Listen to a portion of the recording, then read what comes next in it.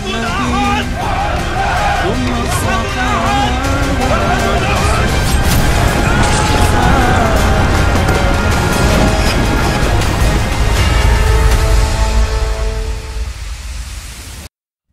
Kisah Husman, sahabat Nabi yang gagah berani dalam perang Uhud namun dijuluki ahli neraka.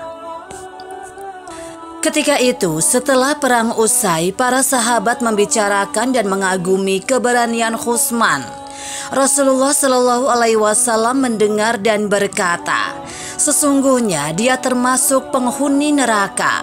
Mendengar perkataan Nabi, para sahabat bertanya mengapa demikian. Padahal Husman adalah seorang yang sangat pemberani dan rela mati-matian dalam berperang. Seorang muslim menghampiri Husman dan berkata, "Hai Abu Al-Gaidak, engkau telah mendapatkan kesyahidan. Aku berperang bukan karena agama. Aku berperang demi harga diriku. Ketika Quraisy datang menyerang, aku menghadapinya," jawab Husman. Husman merasa amat kesakitan dan tidak tahan karena luka-lukanya. Dia kemudian mengambil anak panah lalu menusukkan ke jantungnya sendiri. Husman melakukan bunuh diri sehingga benarlah apa yang dikatakan Rasulullah Shallallahu Alaihi Wasallam. Husman adalah ahli neraka.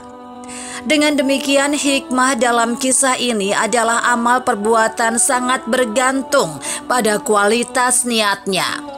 Sebagaimana Allah Subhanahu wa Ta'ala berfirman, "Katakanlah Muhammad, apakah perlu kami beritahukan kepadamu tentang orang yang paling rugi perbuatannya?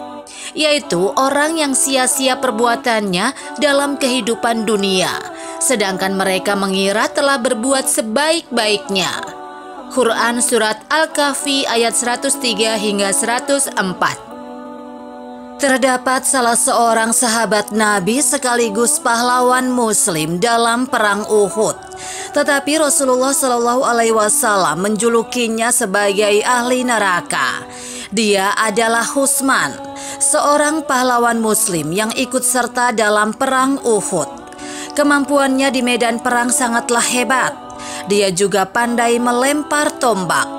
Namun Rasulullah Shallallahu Alaihi Wasallam menyebutnya sebagai orang munafik dan ahli neraka.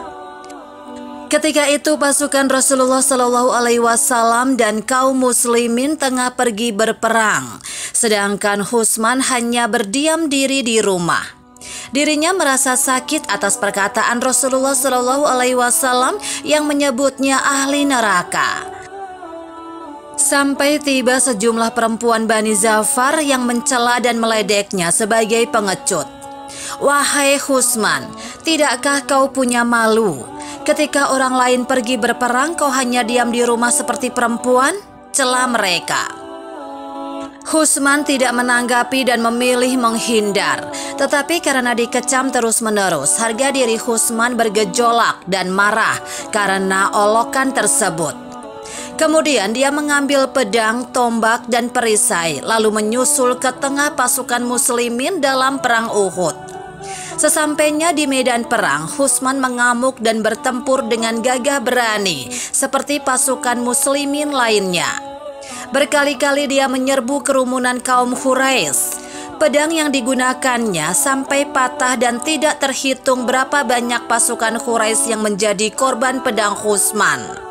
Dia tidak berhenti menyerang pasukan musuh meskipun sudah banyak luka yang diterima di tubuhnya.